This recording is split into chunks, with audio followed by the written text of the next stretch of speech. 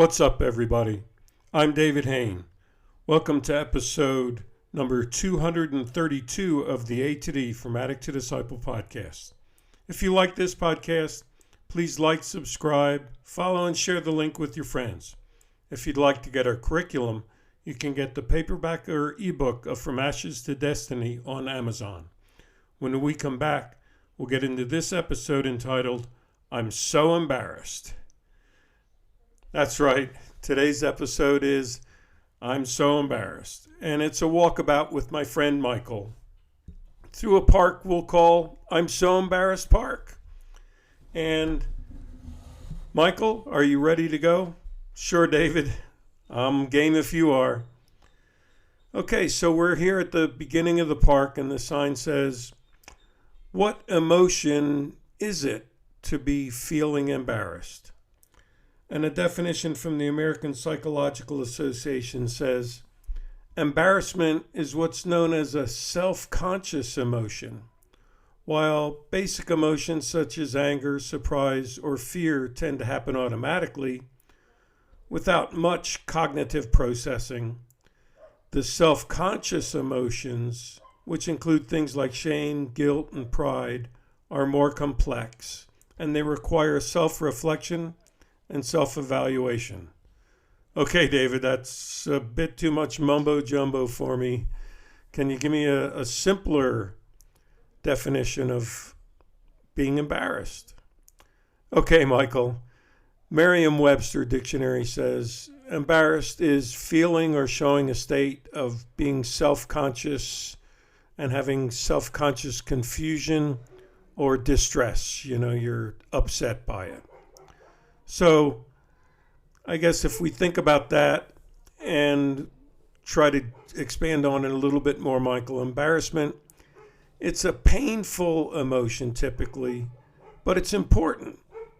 And we need to look into, say, what caused our embarrassment, what's the purpose of embarrassment, why do we feel badly in social or personal settings, and, you know, what do we do to learn so we don't repeat them? You ready? Okay, Michael.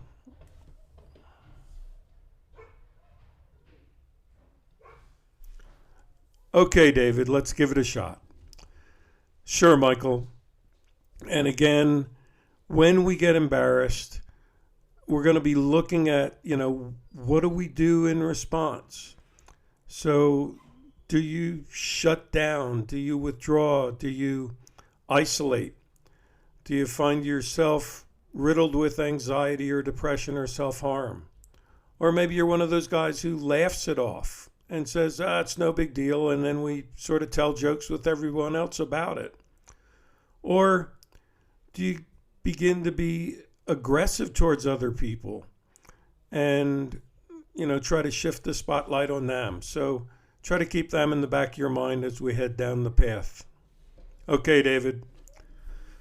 So, Michael, here's the first quote at the first sign, and it's by author Miguel Ruiz, and it says, when you look in the mirror and hate what you see, you need addictions to survive.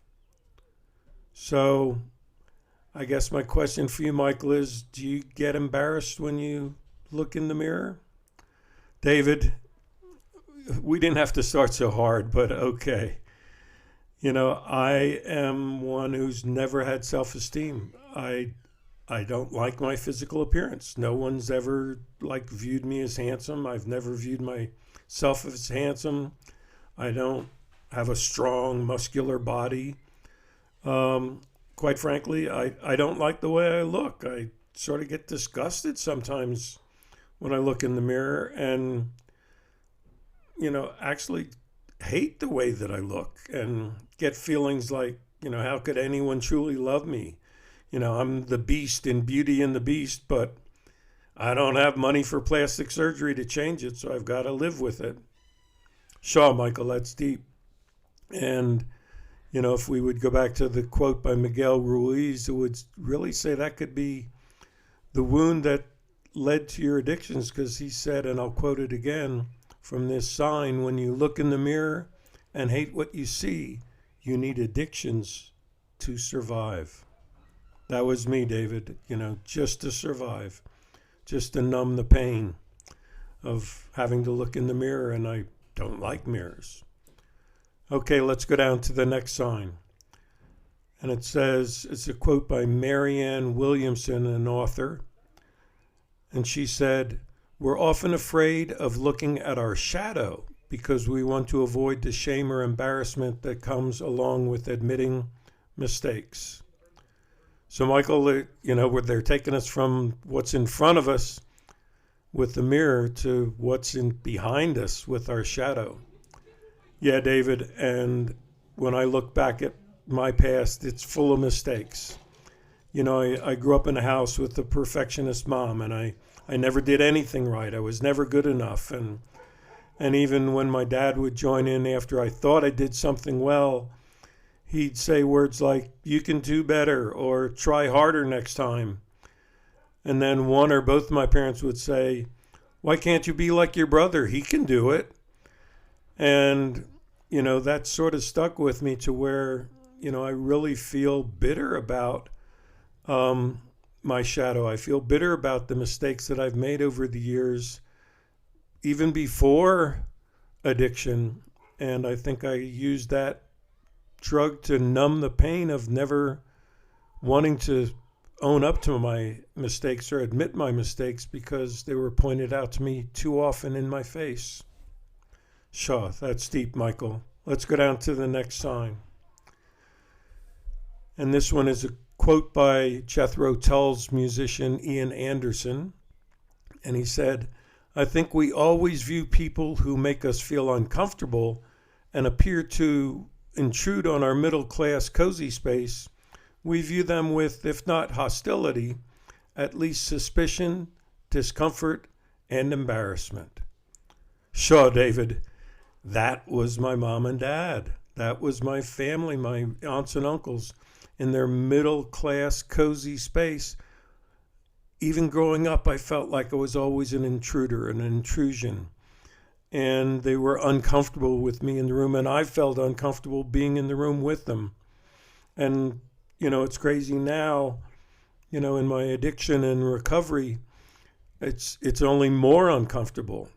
I keep remembering how my parents would say that I disappoint them when I first started experimenting with drugs, how I was an embarrassment to them amongst their friends. They'd have to lie for me or, make up stories when people say they saw me in a certain part of the city. But, that just made me believe that they care more about how I make them feel than they care about how I feel. And so, I end up being fueled by this fear of what others will think or say or do about me. Yeah, Michael, I can see it. It's almost like you lost public or social self-esteem just from the way your parents always viewed you as an embarrassment or an interruption, or that they were feeling uncomfortable with you being around. Spot on, David. Okay, let's go down to the next sign, and this one's a two-sided sign. And the first side is by Jalen Brown, the NBA basketball player, and he says, "Embarrassment is where growth happens." Okay, David, I guess we're turning a corner here. Let's see the other side of the sign first. Sure, Michael. It's a quote by Anne Lamott, a novelist, who wrote, "You have to make mistakes to find out who you aren't. You take the action and the insight follows. You don't think your way into becoming yourself." Wow, that's deep, David. Could you help me sort of figure that out? Yeah, Michael, I think both quotes are pointing out to us that really if we process our embarrassment, growth happens. And growth happens because we can find out who we aren't by things that embarrass us. That it was a mistake. Like, oops, that wasn't me. I didn't intend to do that. And so I think the process of going through embarrassment and growing from it would involve us figuring out a way to embrace our embarrassment so that we can find change, we can find repentance, we can learn, we can grow, we can find the determination and strength for what we want to be in the future, or what we just want to be the rest of that day, so that we don't embarrass ourselves anymore. Okay. Thanks, David. Sure, Michael. Let's go down to the next sign.